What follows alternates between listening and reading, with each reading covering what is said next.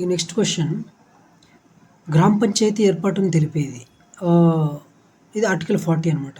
జనరల్‌గా ఆర్టికల్ 44 అనేది uniform civil code గురించి చెప్తుంది. అంటే ఏంటి యూనిఫామ్‌గా ఉంది బేసిక్‌గా. సో 4 అంటే ఒకే రకంగా ఉంది, యూనిఫామ్‌గా ఉంది. కాబట్టి ఇది యూనిఫామ్ సివిల్ కోడ్ గురించి చెప్తుందని చెప్పి మీరు గుర్తుపెట్టుకోవచ్చు. సో ఆ విధంగా మీరు గుర్తుపెట్టుకోండి. ఫర్ ఎగ్జాంపుల్ ఇక్కడ ఇంకోటి ఉంది ఆప్షన్ 1 39A ఇదేంటి ఈక్వల్ జస్టిస్ గురించి చెప్తుంది. 39 అంటే ఏంటిది మ్యాక్సిమం జస్టిస్ జరగాలి అని చెప్పి, ఎవరికైనా న్యాయం జరగాలి అని మ్యాక్సిమం అంటే 9 కదా 39A. సో ఆ విధంగా గుర్తుపెట్టుకోండి. సో ఆర్టికల్ 144 క్వశ్చన్ చూద్దాం. అధికరణ 136 అనేది సుప్రీంకోర్టుకు కలిగించే అధికారం ఏంటి అని స్పెషల్ లీవ్ పిటిషన్కి సంబంధించింది అనమాట. సో ఏ విధంగా గుర్తుపెట్టుకోవచ్చు, ఇక్కడ 6 ఉంది. 6 అంటే సిక్ అవుతారు. సో సిక్ అయినప్పుడే కదా మనం లీవ్ పిటిషన్ పెట్టుకునేది. సో ఆ విధంగా మీరు పెట్టుకోండి గుర్తు. Somehow you have to remember. Next question 145 కేంద్ర రాష్ట్ర సంబంధాలకు పునర్విచారణకు సంబంధించి సర్కారియా కమిషన్ నియమించబడిన సంవత్సరం అని అడిగాడు. సో దీనికి ఆన్సర్ ఆబ్వియస్లీ 1 ఉండాలి. ఎందుకు అంటే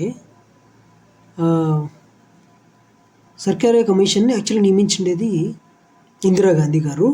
సో ఇందిరాగాంధీ గారిని 1984లో అసాసినేట్ చేశారనమాట. సో కాబట్టి నియమింపబడింది కాబట్టి ఆబ్వియస్లీ 1984 తర్వాత కాదు కాబట్టి దీనికి ఇదే ఆన్సర్. ఆ కంటెస్ట్లోనే ఎగ్జామినర్ కూడా దీన్ని క్వశ్చన్ ఫ్రేమ్ చేశాడు. కాబట్టి మనకు బ్లైండ్గా ఓకే బుక్లో ఏది ఇచ్చాడో అది చదువుకుంటూ ఉండడమే కాదు, కొన్నిసార్లు మనం అనలైజ్ చేసి కూడా చదువుకుంటూ ఉండాలన్నమాట. అప్పుడే మనకు యూజ్ అవుతుంది.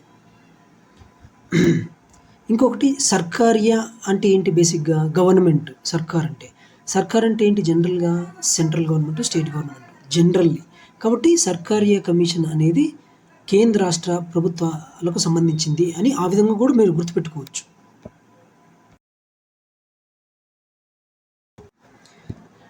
రామస్వామి చౌదరి రచించిన వీరగంధము తెచ్చినారు వీరులెవరో తెలుపుడి అనే గీతం దేనిలో భాగంగా అని చెప్పి అడుగుతున్నారు. ఇది శాసనోల్లంఘనం. శాసనోల్లంఘనం అంటే ఉప్పు సత్యాగ్రహం. సో ఉప్పు సత్యాగ్రహం కాబట్టి ఉప్పుకు సంబంధించింది. సో గంధము ఉప్పు రెండు మిక్స్ అయ్యి రిలేటెడ్గా ఉన్నాయని గుర్తుపెట్టుకోండి. I know this sound silly but yes confusion వస్తుంది. ఏంటి శాసనోల్లంఘన ఉద్యమం, హోమ్ రూల్ లీగా, లేదంటే ఇండివిజువల్ సత్యాగ్రహ ఏంటి అనే కన్ఫ్యూజన్ వస్తుంది.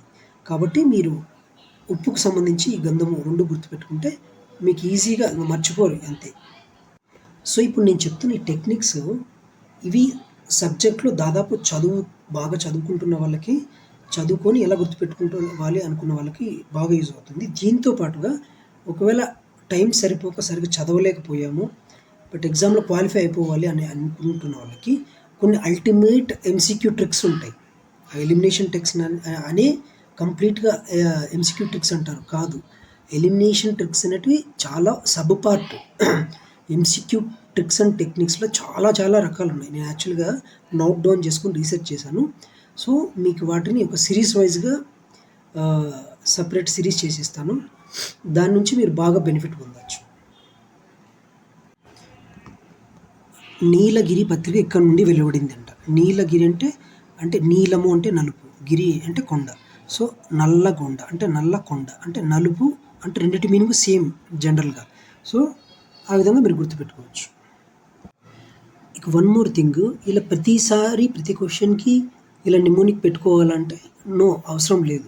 ఒకవేళ మీకున్న నాలెడ్జ్ని బట్టి మీకు ఇంకా బాగా కనెక్ట్ అయ్యే నిమోనిక్ ఏదన్నా గుర్తుపెట్టుకోగలిగితే అది మీ ఇష్టం. లేదు నాకు అలా నిమోనిక్కి పెట్టుకోకుండా జనరల్గా చదివితేనే అర్థమైపోతుంది గుర్తుపెట్టుకోగలంటే మీకు అదే కంఫర్ట్, ఫ్లెక్సిబుల్ అనుకుంటే మీరు అదే కంటిన్యూ చేయండి.